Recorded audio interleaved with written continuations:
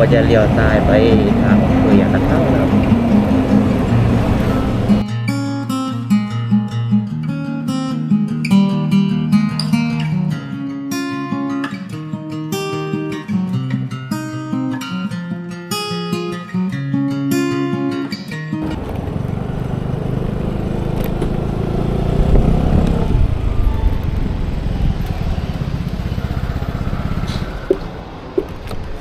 9,500นะครับ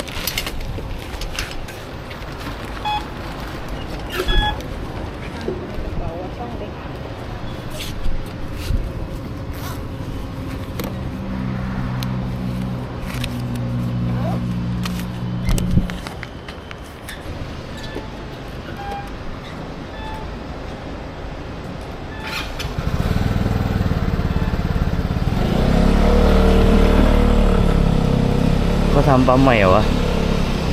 ปั๊มตอนที่เรามาวันตอนนั้นไม่ใช่แบบนี้เนาะไปกันต่อครับน้ำมันทั้งแหลกรอยนึงมาเซ่คิดน่าจะเข้าใช่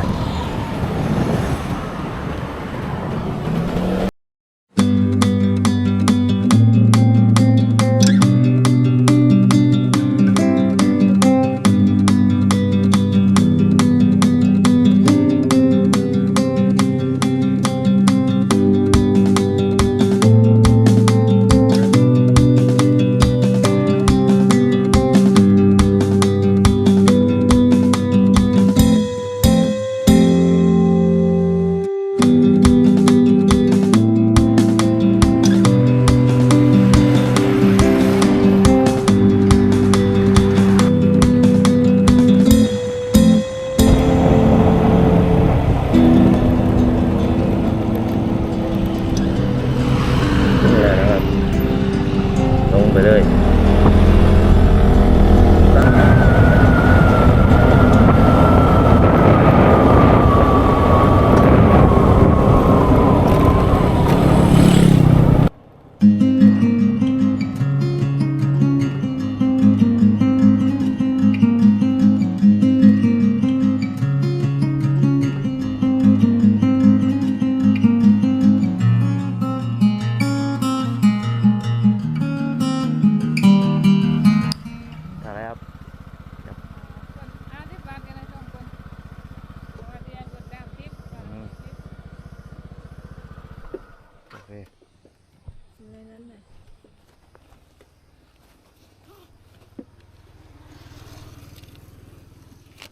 ครับ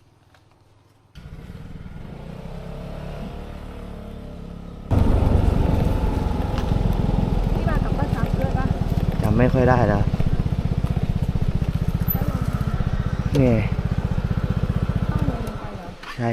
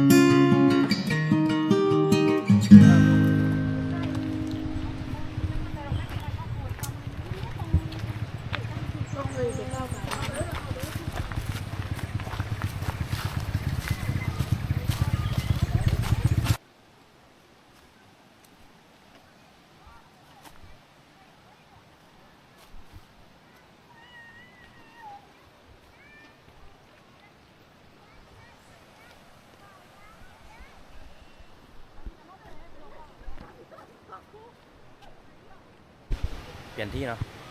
ได้หมด ไปไม่มีที่นั่ง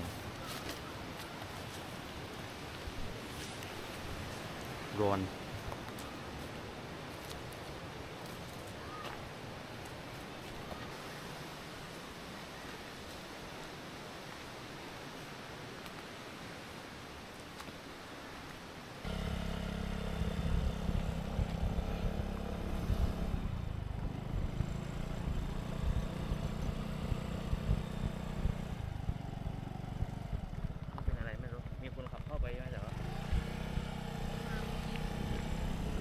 เดี๋ยวเอิ้นกันไปลง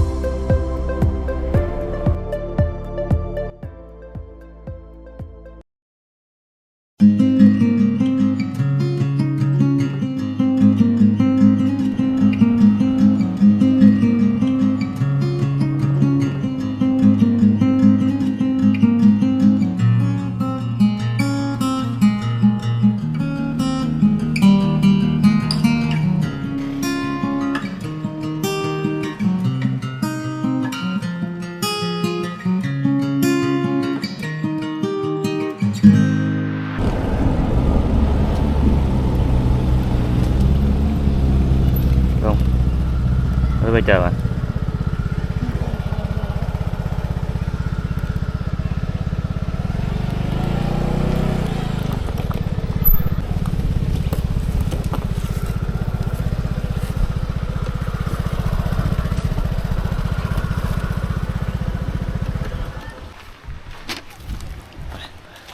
ได้มาอยู่ตรงวังยินแล้วนะครับ น่าจะบายว่าเพื่อนแล้ว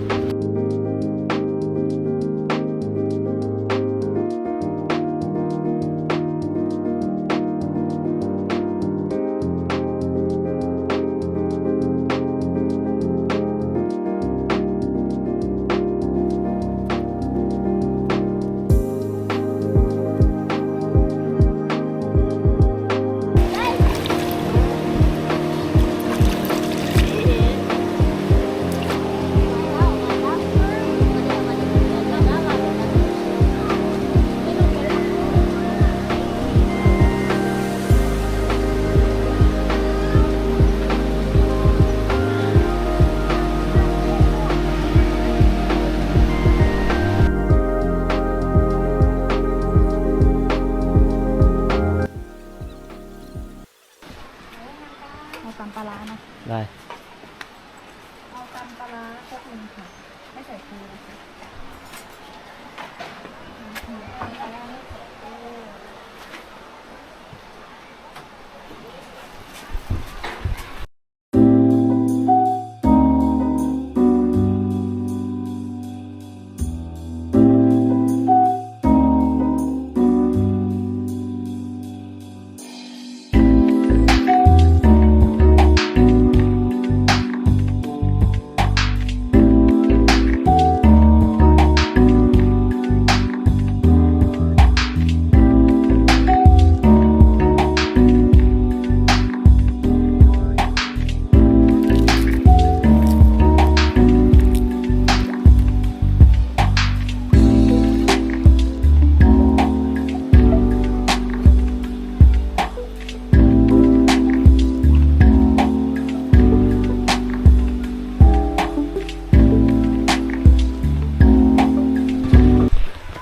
ไปครับเดินทางกลับบ้านกัน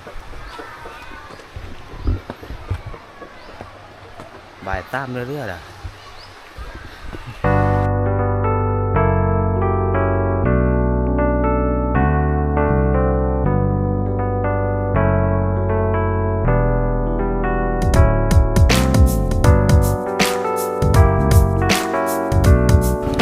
นะครับตอนนี้มาตามกลับบ้านเนี่ย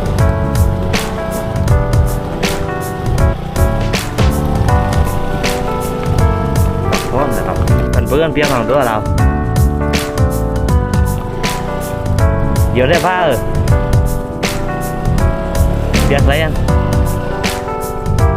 ต้องขึ้น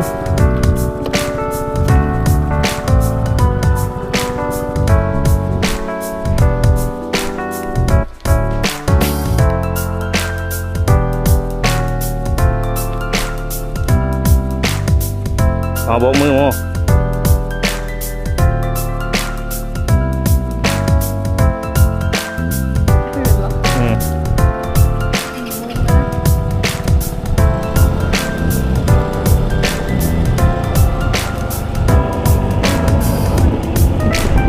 เขาปลูกในสวนยางกันเต็มเลยที่นี่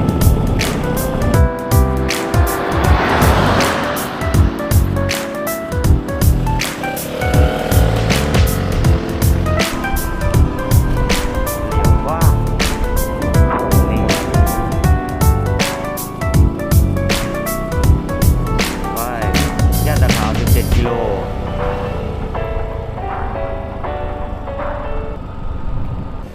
ๆ